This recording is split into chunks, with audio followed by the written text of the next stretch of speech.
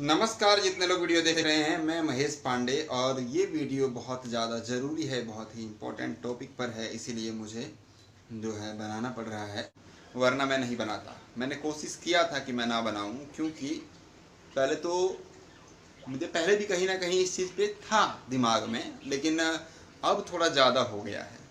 Reason क्या है कि मैं बता दूं कि पवन सिंह सीधा मुझे मरवाने की साजिश कर रहे हैं। जी, ऐसा मुझे डाउट था, लेकिन आज एक ग्रुप चैट आया मेरे पास में। ग्रुप चैट नहीं कह सकते, ग्रुप में जो बोल बोल के मैसेज करते हैं ना, वो मैसेज मेरे पास पड़ा है।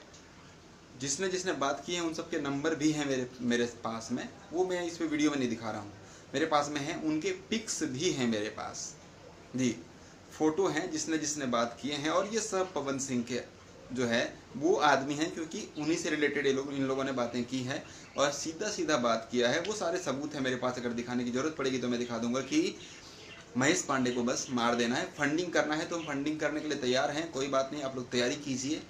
मतलब उसमें पवन सिंह जी की आवाज़ नहीं है, लेकिन पवन सिंह जी का ही नाम लेकर के वो लोग बात कर रहा है जी।